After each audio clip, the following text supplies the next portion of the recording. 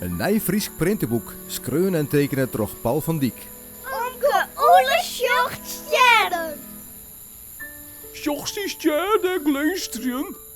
Net de leeuwen, wat een pracht. Omke Oele had een droom. Hij wil op rondreis. Do en ik, de gere zwevend, flinterlicht als in een droom. Och, wat zit ik toch te zwetsen. Ik kom net verder als mijn beem. Echt? Wil Omke naar de ronde? Neefke Eppie weet wel rieën. Jongens tekent er vast in Omke een raket. Ja, maar wat nou als dat ding net vlocht? Omke, maar wat was er gedacht?